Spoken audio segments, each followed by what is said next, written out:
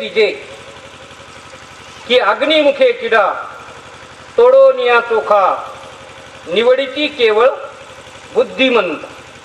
सोनार ते डाग काढण्यासाठी त्याला सोन्याला ते तपवतो. त्याच्यामध्ये त्याचा काय होतो? शुद्ध सोनं असते. तद्वत आपलं शुद्ध स्वरूप आपण आपलं लक्षात घेतलं पाहिजे. उपाधीला वेगळं करू म्हणून तो बऱ्याच वेळा वेगळं निघा किंवा झडझडोनी वैलानी ये भक्तीची या वाटेला जेने पावसी आवेंग निजधाम माझ. महाराज तिसरा एक दृष्टांत देतात. ना तरी जाणीवीच्या आईनी करिता दधी कडसणी मग नवनीत निर्वाणी दिसे तैसे. हा दृष्टांत सांगितलं मला वाटतंय लोणी काढण्याचा. तोही दृष्टांत तिथं आला. आणि बीज भूस एकवट उपनिता राहे घनवट ते तर उडे ते फलकट जाणवाले. बीज भूस आणि बीज हे आपलं चिंतन झालं. एकंदरीत सगळं चिंतन झालेलंच आहे. त्याच्यामुळं आपली झालेली सेवा समाप्त करू आणि नंतर महाराजाचा पाठ होईल किंवा कोणाला बोलायचं असेल. पुंडलिका वरदे हरिविठ्ठल श्री ज्ञानदेव चला चला.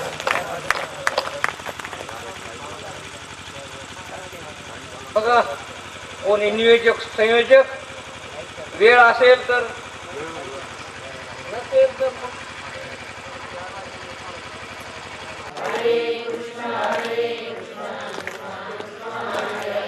हरे राम राम राम हरे हरे. हरे कृष्ण कृष्ण कृष्ण हरे हरे.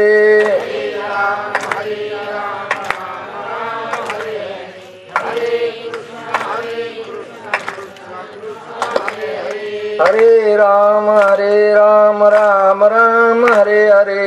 हरे कृष्ण महाराजांना भगवद्गीतेवर ज्ञानेश्वरी केली. फार कष्ट घेतले त्याने आणि एवढे कष्ट घेऊन तिचा उपयोग तिचा लाभ सहजच आपल्या पदरात पडला. असा हा चांगला सुवर्ण योग अशा प्रकारचा आहे. तसंच या चांगदेव पासष्टीचं चिंतन जे चांगदेवाला 1400 वर्ष लागली. किती वर्ष? 1400 वर्ष लागली ज्ञानोबाराची भेट घेण्यासाठी चांगदेव पासष्टीचं श्रवण करण्यासाठी.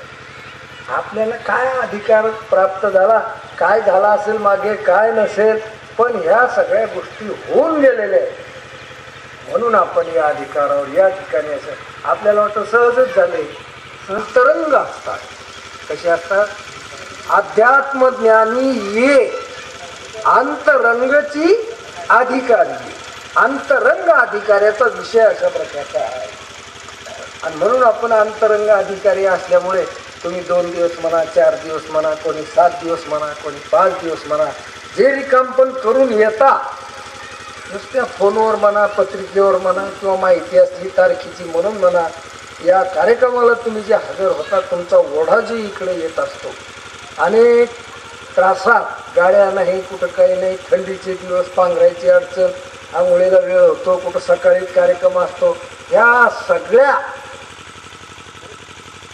बाजूला करून ह्या सगळ्या गोष्टीची पर्वा न करता आपण जे श्रवण करतो तर खरोखरच भाग्यवान अशा प्रकारचे आहोत असं आपल्याला समजायला काही हरकत नाही. कोणीही आपल्याला हीन दीन समजायचं काही कारण नाही. ज्ञानेश्वर महाराजाच्या पुढं आलो आता. कोणाच्या पुढं आलो?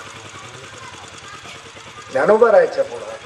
ज्ञानेश्वरीच्या रूपानं ज्ञानोबारायाचं आहे आणि चांगदेव पासष्टीच्या रूपानं सुद्धा कोण आहे? ज्ञानोबारायच अशा प्रकारचे आपल्या समोर आहे.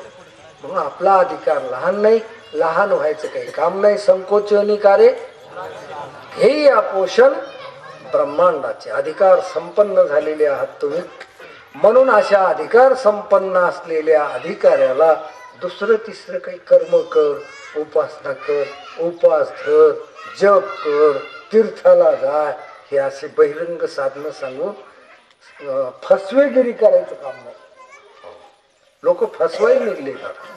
नेमका माणूस परमार्थाचा अंकुर निर्माण होतो त्याच्यात. लगेच एखादा महाराज येथून म्हणतो चला 4 धामाला जायचा, मेलं दुसरीकडेच त्या. ओढून दिलं. पण ते नेमकंच इकडे यायला लागलं होतं. एक अंकुर तयार झाला त्याच्या अंतःकरणात परमार्थाचा, शुभेच्छा, सद्वासना त्याला म्हणतात. सत्याला जाणून घेण्याची इच्छा त्याला निर्माण होते आणि लगेच त्याला फाटा फुटतो की ते दुसरीकडे आडरानात घेऊन म्हणजे जंगलात नेल्यासारखं होतं. ते संसारात गेलं काय आणि कुठं तीर्थावर्ताला गेलं काय, जंगलातच घेऊन गेली दुसरीकडे कुठं. व्यर्थ जीवन जातं त्याचं. एक एक माणूस येतो, एक एक गोष्ट आपल्याला सांगून जातो आणि आपल्याला जर त्याची कल्पनाच नसल्यामुळे वाहून जातो आपण सुद्धा. त्याच्यात काय होत असतं, वाहून जातो. याला परमार्थ समज, त्याला परमार्थ समज, त्याला परमार्थ समज, असं करता करता बहिरंग साधनाचा आसरा करतो आपण आणि लोकांबरोबर वाहत अशा प्रकारचा जात असतो. तुम्ही भाग्यवान आहात, तुम्ही गेले नाही वाहत कोणाबरोबर. आणि नेमके असे बरोबर ज्ञानेश्वर महाराजाकडे आले. ज्ञानेश्वर महाराजाकडे आले म्हणल्यावर ज्ञानेश्वर महाराजाकडे ज्ञानच आहे, दुसरं काय. कर्म का उपासना नाही नाही नाही. ज्ञानदेव म्हणता ज्ञानदेव देतो आणि वासुदेवची होतो अखंड वदनी देतो. नुसतं वदनानं वासुदेव वासुदेव म्हणलं तर वासुदेव होतो माणूस. गाय वासुदेव वासुदेवा, बर का. वासुदेव करीतो फेरा. वासुदेव स्वरूप, वासुदेव म्हणजे काय, जो सगळ्याच्या हृदयात वास करतो तो देव. काय, ज्याचं सगळ्याच्या हृदयात वास्तव्य आहे, वास आहे, त्या देवालाच काय म्हणायचं, वासुदेव. असं सर्वत्र आत्मचैतन्य ब्रह्मचैतन्य आहे, असा एक दिव्य संदेश साधू संतांनी आपल्याला दिला. म्हणून आपण अधिकारीच आहोत. आता अधिकारी असलेल्या माणसाला दुसऱ्या साधनं सांगण्याची काही गरज नाही. ज्याची कर्म, उपासना, जपतप, अंतकरण शुद्धी, विवेक, वैराग्य, साधन चतुष्टय संपन्नता, ह्या सगळ्याच गोष्टी झाल्या म्हणून हे श्रवण करण्याचा आपल्याला काय आला, योग आला. आणि या योगाचं आपण सोनं केलं पाहिजे. म्हणून चांगदेवाच्या निमित्तानं, निमित्त आहे कोणाचं, कधी ज्ञानेश्वर महाराज, ज्ञानेश्वरी, अर्जुनाचं निमित्त असतं, कधी उद्धवाचं असतं. भागवत एखादा ऐकायचं असलं तर उद्धवाचं असतं. कधी कोणाचं जनक राजाचं. कोणाची उदाहरणं देऊन उपपत्त्या सांगितलेल्या असतात. उपपत्त्या म्हणजे युक्त्या. काय युक्त्या, ह्या परमार्थातल्या युक्त्या आहेत.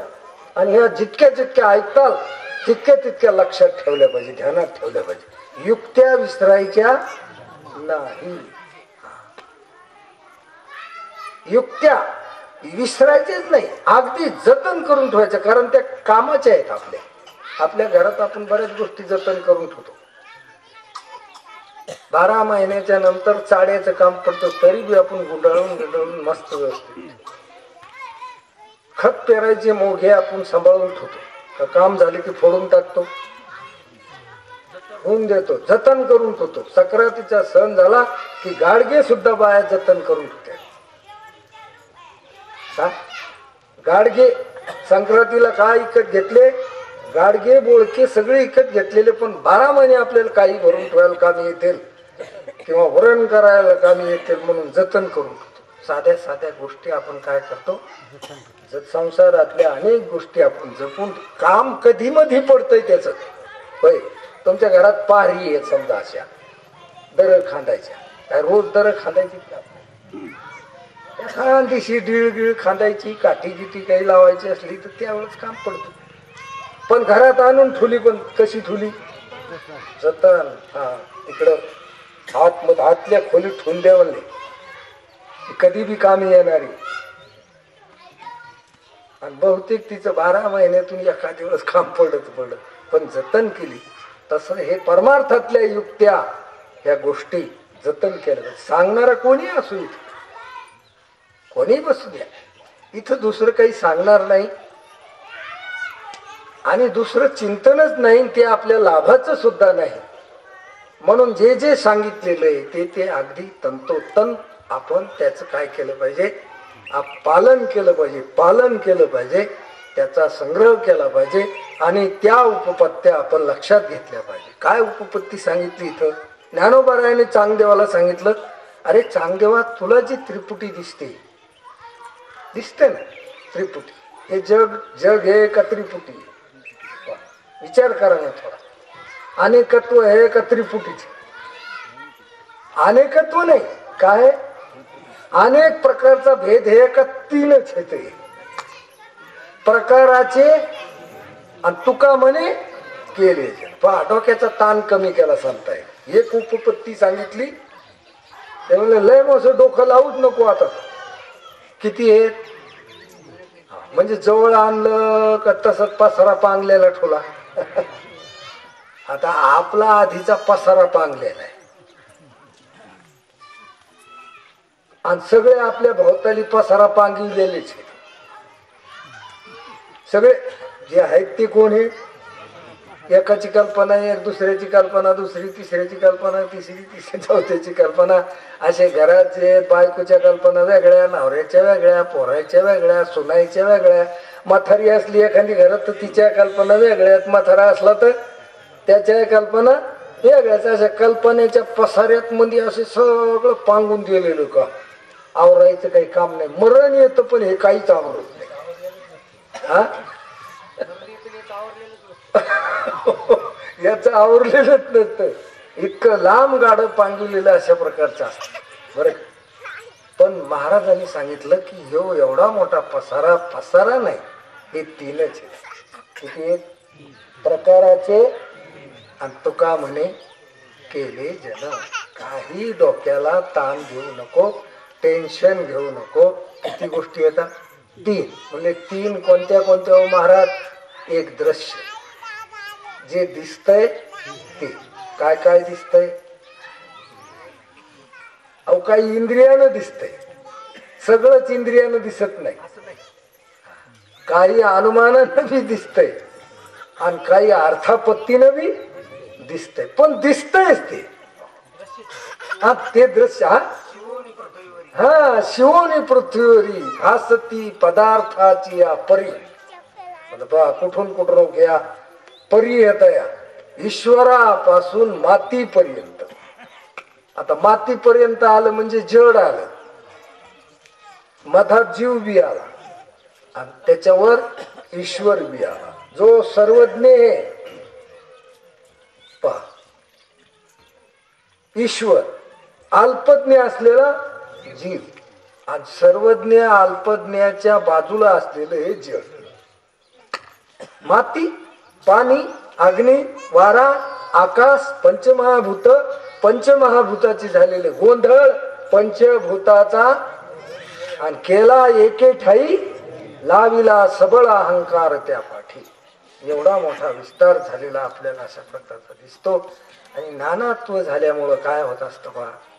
नानात्व झाल्यामुळं भानगड अशी आहे की आपल्याला भेद आला की त्याच्यात काही बरं बी वाटतं, काही वाईट बी वाटतं. सगळं बरं बी नाही आणि सगळं वाईट.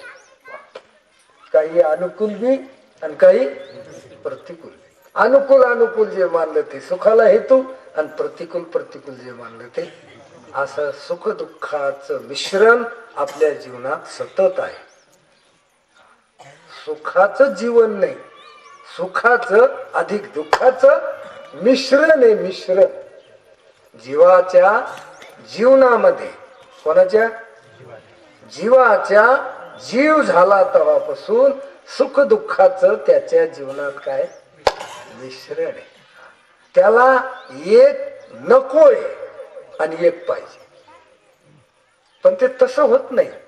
दुःख नकोय तुम्हाला आणि सुख पाहिजे. बर ते एकाच झालं तसं. दुसऱ्याला जर विचारलं ना, एकाच दुःख ते त्याच सुख असत. ते एक सोयीनं सगळ्याचं असतं तर सगळ्यांनी मिळून असं उचलून फेकून दिला. हा प्रतिकूल म्हणले आपल्याला सगळ्याला त्रास द्यायला इकडे आहे, हे आता उचलून फेकून द्या बाजूला. गुंताड आहे असं सगळ्यांनी ठराव केला असता आणि एक नुसतं संघटना करून सगळ्यांनी उचलून फेकून दिलं असतं. पण तसं नाही ना, नवऱ्याचं सुख ते बायकोचं दुःख. इतक्या जवळ येतं ते, भिरड्यालाच येते असं. बायकोचं सुख ते नवऱ्याचं दुःख. हा, आता कसं टाकून द्यावा, काय करावं, कोणाला टाकावं. सुनाचं सुख ते सासूचं, आणि सासूचं सुख ते सुनाचं काय दुःख. शेजारी शेजारी असतात ना, शेजाऱ्याचं दुःख हे आपलं सुख. बरं झालं म्हणजे, बरं झालं. त्याचे कापसाचे बोंड सगळे वांड्याला खाल्ले. आपल्या पस्तूर लोन नाही आलं. बरं झालं. वरून आपला हात फिरवायला जात असतो. काय राव, वाईट झालं, नुकसान झालं. 2-4 क्विंटलची नुकसान झाली. 5-20,000 रुपयाचं नुकसान झालं तुमचं. असे गणित बी सांगायला जातो, त्याच्या तोंडावरून हात बी फिरतो, पण मनात असं असत. बरं झालं, असंच व्हायला पाहिजे. या बदमासाचं रोज खायला पाहिजे, रोह्याने खायला पाहिजे, ढोरायन खायला पाहिजे, वानेरायन खायला पाहिजे, डुकरान खायला पाहिजे, कोणी चोरून बी नेलं पाहिजे. आता रातचाच कापूस असं बरंच काही वाटतं. पहा, त्याच दुःख ते याच सुख. मग आता कोणतं घालवावं, काय करावं, ही मोठी पंचायत आहे. भेदात हे अशाच भानगडी येतात. घोटाळा, याला काय म्हणा, हे घोटाळा निघत नाही आपल्या जीवनातून. हो, बायकोचं सुख ते आपलं फक्त माया म्हणण्यानुसार यानं वागावं. मालकीचा प्रश्न आहे. कशाचा? मालकीचा प्रश्न आहे. तिला आपण नाही म्हणत का, नवरा माझ्या मुठीत ग.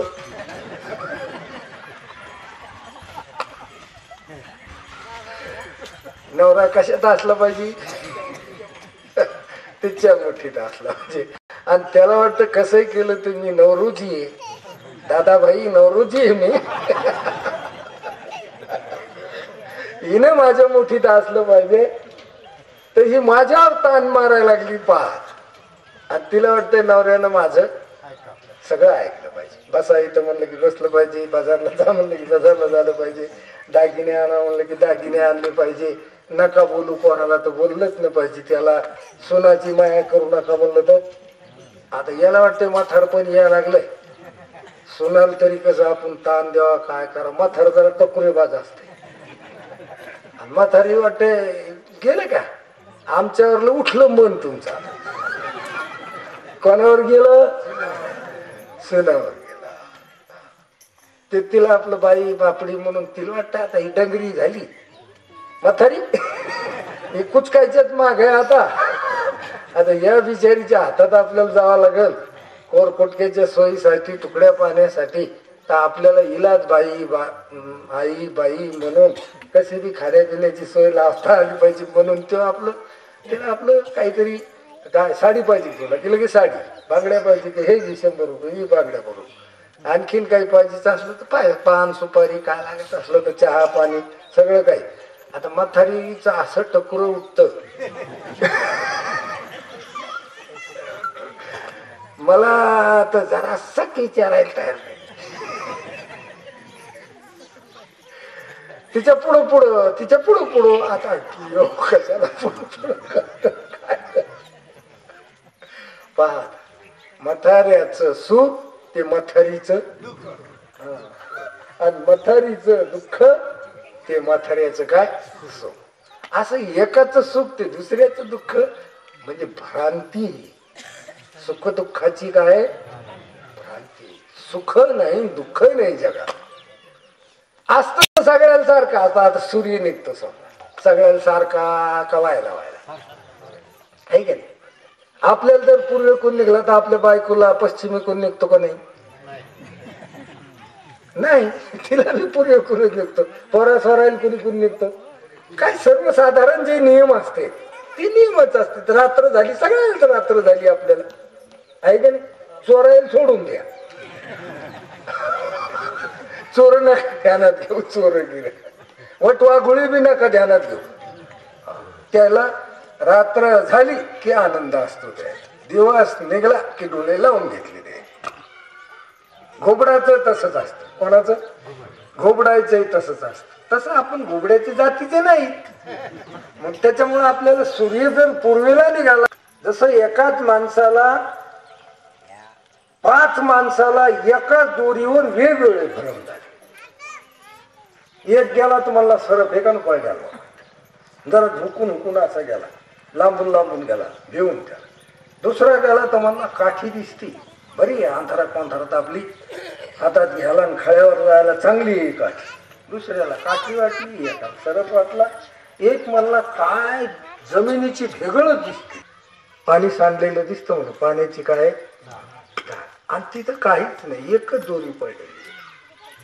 अनेक प्रकारचे काय झाले, 5 जणाला 5 प्रकारचे भ्रम झाले आणि 5 जणांना तशा तशा कल्पना केल्या त्या वस्तूच्या बाबतीत आणि त्या खऱ्या बी समजल्या.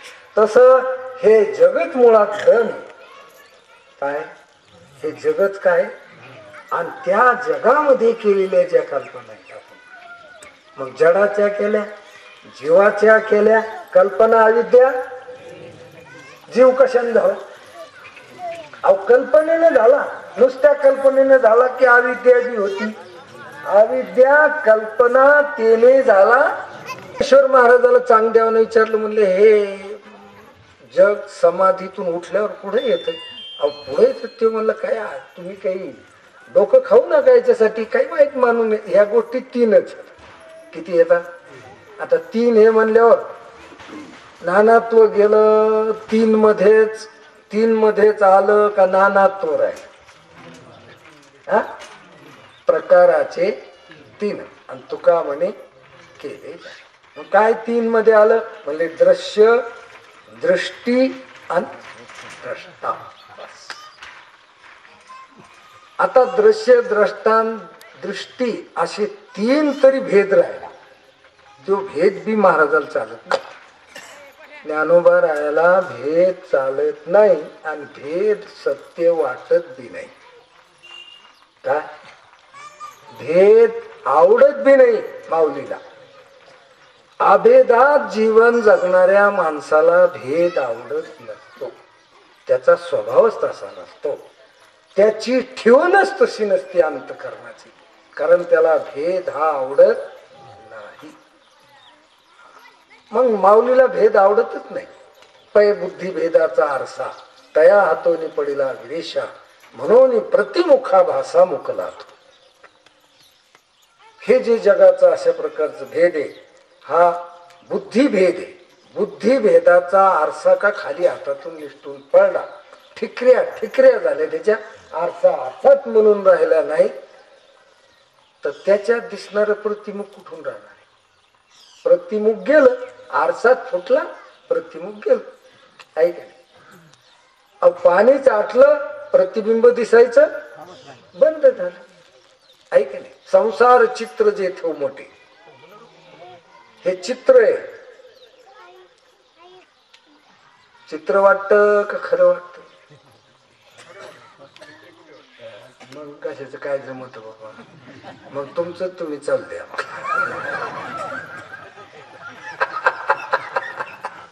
असं तुम्हाला जर चित्र वाटलं तर मग ते पुसून बी काढता येत. हे संसार चित्र आहे आणि मनोरूपी पटावर उमटलेले. कशावर? बाहेर संसार आहे का मनावर संसार? बाहेर गिर काय नाही, मनात संसार आहे. मनोरूपी पटावर संसार रूपी चित्र उमटलेले. पण आता मनोरूपी पटच फाटला. काय झालं? फाटला, फाडून टाकला, विचारानं फाडून टाकला.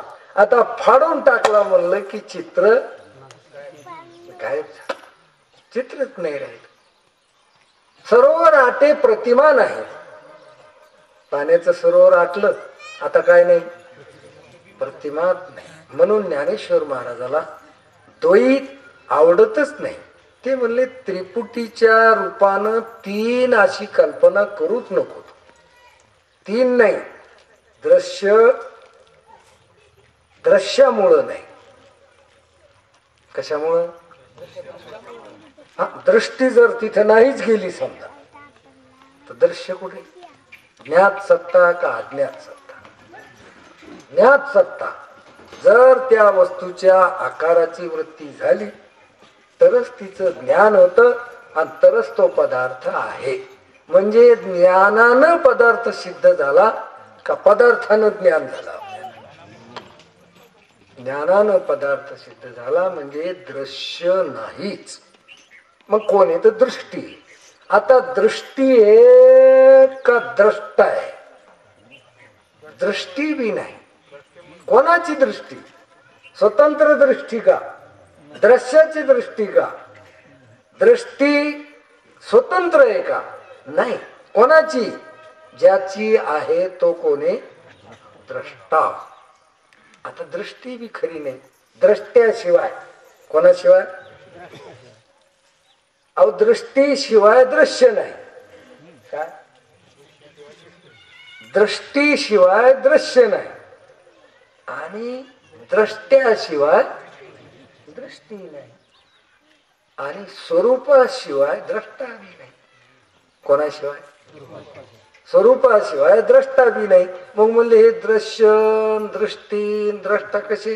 अरे हे कल्पित आहेत, हे खोटे आहेत. याचा वाद होतो. याच्यात कोण खरं? म्हणजे संवितीच खरी. संविती हा शब्द दुसऱ्या ग्रंथात नाही, इथं आला. चांगदेव 65 इथं आला बरं का.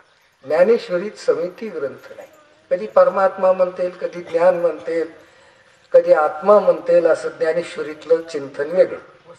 हा, कधी वस्तू म्हणतेल. अमृत अनुभवात बी समिती हा शब्द नाही.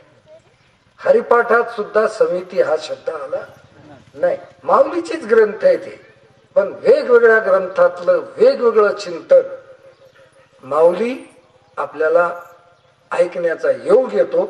ते चांगदेव 65 चिंतन सांगत असताना समिती शब्दाचा वापर करतो. त्यालाच आपण साक्षी म्हणतो. तेच ब्रह्म आहे. त्यालाच कुठं कुठं कुटस्थ म्हटलंय, कुठं कुठं सर्व व्यापक आत्मा म्हटलंय. ज्ञानदेवा प्रमाण आत्मा हा निधान सर्व घटी पूर्ण एक नाते. कधी कुठं कुठं ब्रह्म सुद्धा त्यालाच म्हटलंय. अशी नाव जरी त्याला वेगळे दिले असते तर इथं नाव दिले पण संवेदी म्हणजे परमात्मा. त्यालाच म्हणावं ब्रह्म. मग आता त्रिपुटी हे का परमात्मा आहे? जग हे का त्रिपुटी? जग नाही, काय त्रिपुटी. त्रिपुटी हे का परमात्मा? हा, आता तुम्ही देव आम्ही देव मध्ये देव कशाच? काय भ्यायचं काही कारण नाही का? कोणी कोणाला भ्यायचं काही कामच नाही. आता तुम्ही आम्ही देव म्हटल्याच्या नंतर या सगळ्या बाकीच्या प्रपंचाची सिद्धीच जर नाही झाली, अंतकरण नाही, इंद्रिय नाही, प्राण नाही, मनही नाही, तुम्हाला प्रतीती येत असेल ती खोटी प्रतीती आहे, ती कल्पित अशा प्रकारची आहे. जागृतीतला संसार आपण नेहमी चिंतन करतो की स्वप्नात राहिला नाही, जागृतीतला देह स्वप्नात राहिला नाही. म्हणून खरं म्हणायला त्याला कोणताच पुरावा भरला जात नाही त्याच्याबद्दल. म्हणून ती वस्तू कल्पित आहे आणि तुम्ही सत्य आहात. कारण तुम्ही जागृतीत आहात, स्वप्नात आहात, सुषुप्तीत आहात. पूर्वी होते, आताही आहेत, पुढे आहेत. म्हणून संविती बरं का खरी आणि त्रिपुटी खोटी. ज्ञानेश्वर महाराज म्हणले ज्याप्रमाणे भेदा न वचता संविती त्रिधा गमे. वाटत त्रिपुटी आहे, वाटत या दृश्य द्रष्टा दर्शन 3 गोष्टी आहेत. पण त्रिपुटीच्या रूपानं परमात्माच आहे. कोणाच्या रूपानं? त्रिपुटीच्याच रूपानं नाही. कधी कधी तर महाराजांनी सांगितलं अनंत रूपे. किती रूपे? अनंत रूपे. अनंत वेशे देखिले म्या त्याशी बाप रखमा देवरू खोन बाणली कशी. म्हणून ज्ञानेश्वर महाराजाला भेद आणि सत्यत्व हे अज्ञान मूलक आहेत म्हणून आवडत नाहीत. काय काय आवडत नाही? भेद बी आवडत नाही आणि या जगाला दिलेलं सत्यत्व बी आवडत नाही. 3 म्हणलं तरी भेद आला. त्रिपुटी मानली तरी काय आला? तो भेदही माऊलीला चालत नाही. तुका म्हणे भेदा भेद गेले वाद देव तया जवळे असे पाप नाशे दर्शने. तुका म्हणे गेला फिटून या भेद, आणि मग होतो देव मनाचाच. भेद एकदा मनातला निघून गेला की काय होतो, देव कोणाचा होतो, मनाचाच देव होतो. आणि देवाचंच मन पांगलं की ते कोणाचं पांगलं, देवाचंच पांगलं. आणि गुंडाळा घातलं, त्याची घडी घातली की खाली कोण आलं, देवच आलं. मग पण तुका म्हणे गेला फिटून या भेद. म्हणून ज्ञानेश्वर महाराजाला दोन गोष्टी अजिबात आवडत नाही. सत्यत्व, एक कसं आहे सत्य, या भेदाला सत्यत्व देण्याला कारण काय असेल तर स्वस्वरूपाचं अज्ञान, ब्रह्मस्वरूपाचं अज्ञान, संवितीचं अज्ञान. म्हणून हे अज्ञान माऊलीला मान्य नाही आणि आपल्यालाही सुद्धा हे अज्ञान नसावं. कशाचं, आपलं स्वस्वरूपाचं आपलं आपल्याला काय नसावं, अज्ञान नसावं. जसं आता शरीर म्हणलं की मांस म्हणतो आपण, प्राण म्हणलं की श्वास वायू, मन म्हणलं की कल्पना म्हणतो, आणि आपण म्हणलं की ज्ञान, आपण म्हणलं की जाणणं, शरीराचं दिसणं, मनाच्या कल्पना, प्राण गती, प्राणाची काय गती, आणि तुमचं जाणणं ज्ञान, हे आपलं स्वरूप आहे. आता कधी बी चिंतन करीत असताना आपल्याला कधी बी इथून उठून गेल्यावर बी, सप्ताह संपल्यावर बी कधी बी हे लक्षात असलं पाहिजे की मी ज्ञान, मी ज्ञान, कमी माणूस, कमी बाई. मग इथं बसायचं कसं, हे उपपत्य तर ध्यानात ठेवलेच पाहिजे. हा, जर तुम्ही इथल्या पुरतच म्हणले ज्ञान ज्ञान, आणि पलीकडे जाऊन मी माणूस आहे म्हणले, मी बाई आहे, मी म्हातारा आहे, मी तरुण आहे म्हणल्यावर तुम्ही जतन केले का ह्या गोष्टी, उपपत्त्या जतन केल्या नाही. आणि माऊलीने सांगितलं ह्या जतन केल्या पाहिजे, सांभाळल्या पाहिजे. म्हणून हे चांग देवा, भेद आणि सत्यत्व, दोन गोष्टी ध्यानात घ्या. त्रिपुटीचा भेद, कशाचा, दर्श द्रष्टा दर्शन, ही त्रिपुटी, आणि हे तीन मानले म्हणून भेद. आणि पुन्हा ही त्रिपुटी सत्य आहे. कशी आहे, आता त्रिपुटी हे पण मिथ्या आहे म्हणत की त्रिपुटी बी संपली. मिथ्या समजली की काय, अवघाची संसार केला ब्रह्मरूप, विठ्ठल स्वरूप म्हणून या. तुम्हाला पहा, संसाराला ब्रह्मरूप करता येत, करता येत. तुम्हाला संसाराला सत्यत्व बी देता येत, आणि तुमच्या हातात हे त्याला मिथ्यात्व बी देता येत. एवढा अधिकार तुम्हाला नारायणाने दिलेला आहे. मनुष्य देहीचे ज्ञानी सच्चिदानंद एवढा अधिकार नारायणी कृपावलोकने दिला. आता तुम्ही ठरवा काय ठरवायचं ते, आपल्याला कोणतं घ्यायचंय आणि कोणतं टाकायचंय हे ज्याच्या त्याच्या ठरविण्यावर अवलंबून आहे. कोणाच्या तोंडाकडे पाहायची काही, कोणाच्या तोंडाकडे, आपल्या सुखा करता आपल्याला कोणाच्या तोंडाकडे पाहण्याची गरज नाही. पण आपल्याला कोणाच्या तरी तोंडाकडे पाहण्याची सवय लागली. काहून सवय लागली, महत्व दिलं आपण भेदाला, आणि भेदाला महत्व दिलं, नुसतं महत्वच नाही दिलं, त्याला सत्यत्व दिलं. आज सत्यत्व दिलं म्हणून त्याच्याकडून सुखी होऊ असं वाटत असतं आपल्याला. कोणी कोण, आपण आपल्याकडून सुखी होऊ का ह्या दुसऱ्या ऐकून होऊ, दुसऱ्याकडून होऊ असं वाटतं. कोणी कोण, पैशानं हो, कपड्या लत्त्यानं हो, दागदागिन्यानं हो, बायको केल्यानं हो, मुलं झाल्यानं हो, पाण्याची शेती केल्यानं हो, नोकऱ्या केल्यानं हो, बंगला बांधल्यानं, गाडी घेतल्यानं हो, कुणी कोण सुखी हो. म्हणजे आपली इज्जत आपण दुसऱ्याच्या हातात दिली. जसं एका माणसानं बायकोच्या हातात दिली आणि एका माणसानं रांडाच्या हातात दिली. कोणाच्या, बायकोच्या हातात दिली तर निदान आपलं घरापुरतं तरी राहील, पण रांडाच्याच हातात दिली इज्जत. कोणाच्या? ती म्हणेल ते खरं. पडून राहू लागला तिथं. पडून राहील बापा.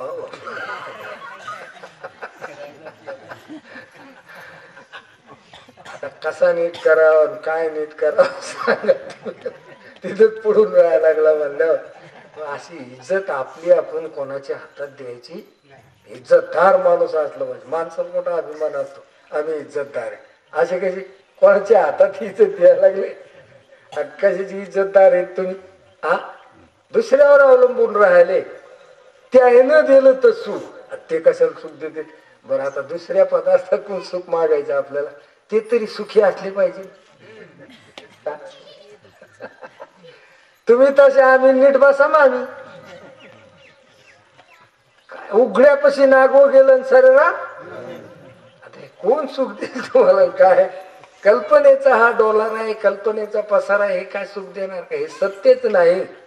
मृग जळवत स्वप्नीची चिले नाही तरी संसारू अभ्राची सावली. आता किती सांगायचं महाराजांना? 2-4 दृष्टांत दिले तरी जर तुझ्या डोक्यात बसत नाही म्हणल्यावर मग सांगायचं तरी किती? तरी पण संत दयाळू असतात, सांगत राहतात, सांगतच राहते ते. हो, आपण ऐकतो विसरतो, ऐकतो विसरतो, आणि त्याचं काम आपलं ते. विसरले तर इसरा, पुन्हा आले की चाललं सांगणे सुरू येते. सांगतो तुम्हाशी बाजारे एकट्याला सांगत होता. तुम्ही ऐका का न ऐका, ज्यानं ऐकलं त्याचं काम झालं. नाही ऐकत जवरक तुम्ही तवरक मी सांगत होतो. तुम्ही जवरक नाही ऐकत तवरक मी काय सांगतो हे की त्रिपुटी नाही, भेद नाही, आणि त्याला सत्यत्व बी द्यायचं कारण नाही. याचं स्पष्टीकरण ओव्याच्या द्वारे 2-4 ओव्याच्या द्वारे माऊलीने केलेले. दृश्याचा जो उभारा, हे दृश्य जे त्याच काय उभारलं नाही, उभारलं आपण काही याला गोटा उभारला काय? काय उभारला?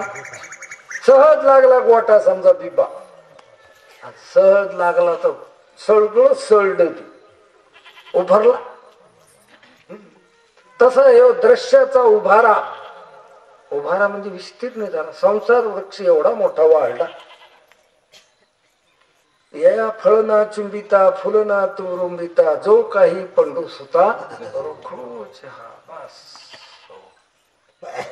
इतका वाढला, इतका वाढला, इतका वाढला की आपण कुठंतरी त्याच्या खाली दबून गेलो. असे इतका उभारा झाला. दृश्याचा जो उभारा तेच द्रष्टत्व होय संसारा. हे उभारलं की तुम्ही द्रष्टा झाले. दृश्य पुढं आलं, दृश्याच्या सापेक्ष तुम्हाला काय आलं?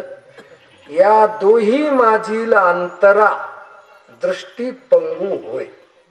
आता या दोन्हीच्या मधली जी दृष्टी आहे ना, बरं का, ती बी सापेक्ष असल्यामुळं पांगळी होती. ती पांगळी सापेक्ष का निरपेक्ष दृष्टी? दोन्हीच्या सापेक्ष. दृश्याच्या सापेक्ष दृष्टी आणि द्रष्ट्याच्या बी सापेक्ष दृष्टी मधात ही ती, आणि ती मधात असल्यामुळं ती पांगळी आहे. पांगळी स्वतंत्र नाही. पांगळा माणूस कोणावर तरी अवलंबून असतो. तशी ही दृष्टी स्वतंत्र नाही. दृश्य जेदवा नाही. पुढच्या ओळीत सांगितलं काय नाही?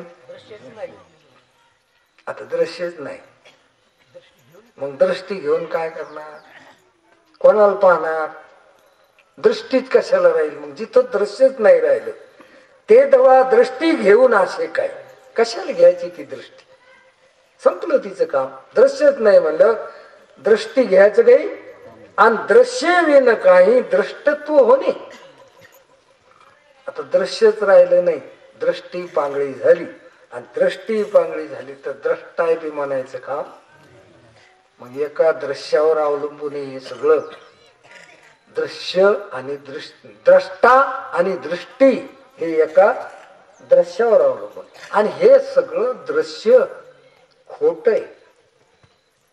कसं आहे, सत्यत्व देऊ नका त्याला. त्याला सत्यत्व नाही दिलं की त्रिपुटी संपली. दृश्य नाही तर दृष्टीचंही काम नाही, आणि दृश्य दृष्टी नाही तर द्रष्टा म्हणून घेण्याचं बी काम नाही. कशाला म्हणून घ्यायचं द्रष्टा? सापेक्ष बोलणं हे का निरपेक्ष? द्रष्टा म्हणणं बी दृश्याच्या सापेक्ष बोल. आता दृश्य संपलं तर तुम्ही नाही का द्रष्टा नाही? तुम्ही आहेत पण काय नाही. म्हणून दृश्य जे दवा नाही ते दवा दृष्टी घेऊन असे काही, आणि दृश्य विन काही द्रष्टत्व होणे. म्हणून दृश्याचे झाले पणे दृष्टी द्रष्टत्व होणे. दृष्टी कधी आणि द्रष्टा कधी, थोडं चिंतन आहे. लक्षात घ्या. शब्द जरी तुम्हाला थोडेसे वाटत असले, आपल्या परिचयातले नसले, पण आता 14 वर्ष झाले ऐकायला. किती वर्ष? आता परिचय, शब्द परिचय तर व्हायलाच पाहिजे का नाही? या ग्रंथातले जे शब्द आहेत हे शब्द अमृत आहेत. तुका म्हणे पहा शब्दची हात आहे, शब्दाचे गौरव पूजा करू. आम्हा घरी शब्दाचीच रत्ने. तुकाराम महाराजाला एका माणसाने विचारलं, का कसं आहे तुमचं? म्हणजे आम्ही धनवान आहेत. गरीब का धनवान? धनवान आहेत म्हणजे श्रीमंत आहे. आम्हा घरी धन. तुमच्या घरी असेल आम्ही नाही सांगितलं, पण आमच्या घरी तर मात्र शब्दाचीच रत्ने. शब्द हे शब्दची आमुच्या जीवीचे जीवन. आमच्या जीवाचं जीवन आहे कोण? शब्द. शब्दे वाटू धन जन लोका. आमचं धन आम्ही वाटीत बसू. आता हे ज्ञानेश्वर महाराज या शब्दाचं धन आपल्याला वाटायला. पैसेच धन असते, ज्वारी गहू हे धन असतंय, कपडे हेच धन असतंय असं नाही समजायचं. काय धन आहे? शब्द सुद्धा काय धन आहे. महाधन आहे शब्द. महावाक्य हे शब्दच येतं. मग तुकाराम महाराज म्हणजे आमच्या घरी बाबा धनाला काही होतं. तुका म्हणे तुम्ही श्रीमंत नावाचे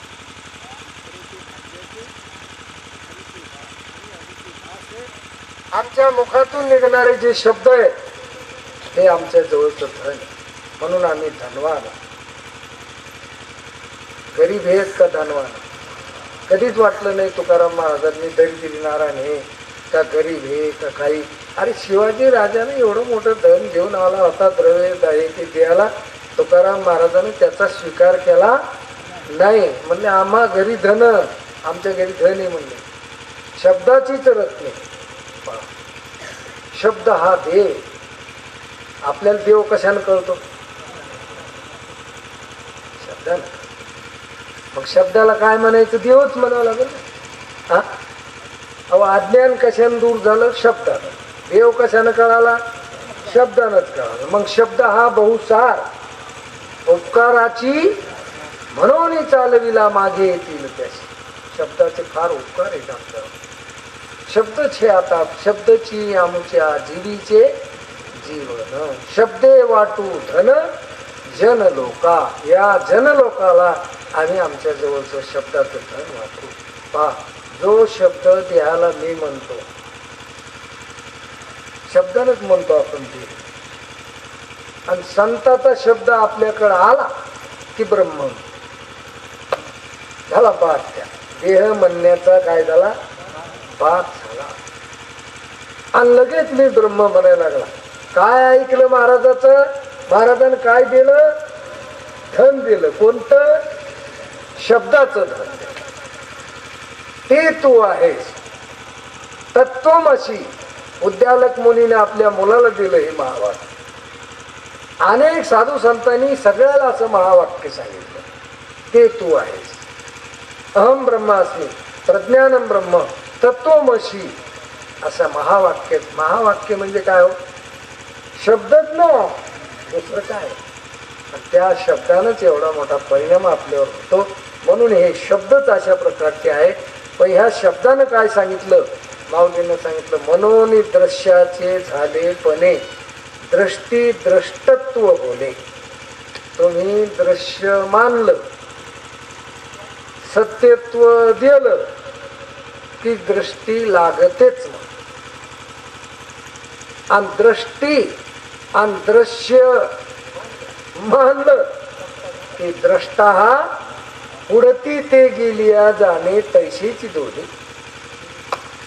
पण दृश्य का गेलं, गेलं म्हणजे विचारानं जर आपण बाद केला त्याचा, तैशे विचार ते प्रपंच सहज सांडवले, मग तत्वता तत्वरले ज्ञानी अशी.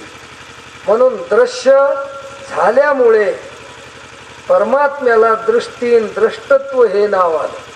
पण दृश्य खोट ठरलं गेलं की दृष्टी बी त्याच्या बरोबरच गेली आणि द्रष्टत्व हे दोन्ही बी संपून गेले, त्रिपुटी राहिली नाही. हे चांगदेवा अशा प्रकारे तू अभेद स्वरूपाचं ज्ञान लक्षात ठेव. म्हणून एवम एकची झाली ती होती. ते तिन्ही होते का एकच होती? एकची झाली ती होती, तिन्ही गेली या एकची व्यक्ती, तरी तिन्ही भ्रांती एक पण साच. त्रिपुटी भ्रांती आणि एक समिती कसं आहे, साच हे म्हणजे कशी आहे, खरी अशा प्रकारची. म्हणून एवम एकच ती झाली, ती एकच समिती त्रिपुटी झाली आणि त्रिपुटीचा बाद झाला की खाली कोण राहिलं? एकच समिती म्हणजे परमात्मा अशा प्रकारचा राहिला. म्हणून त्रिपुटीचाही बाद सांगितला माऊलीनं आणि त्रिपुटीचा बाद केला म्हणजे भेद नष्ट झाला. भेद मावळला, आत्मा निर्वाळला, देश काल वस्तू भेद मावळला, आत्मा निर्वाळला, विश्वाकार. ही नजर आहे. मी अगोदरच सांगितलं तुम्हाला, हे परमार्थात काय येत असते, नजर येत असते, दृष्टी बदलत असते. दृष्टी बदलली, सृष्टी बदलली आणि ती दृष्टी संताला मागितली पाहिजे. दृष्टी द्या, तुम्ही आम्हाला काय द्या, दृष्टी द्या, जशी आहे तशी द्या. त्रिपुटीची देऊ नका, भेदाची देऊ नका, सत्यत्वाची देऊ नका. जशी आहे दृष्टी, जशी आहे नजर, तशी आम्हाला नजर द्या. परमार्थात नजर येत असते आणि नजर येण्यासाठीच परमार्थ केला पाहिजे. कशासाठी?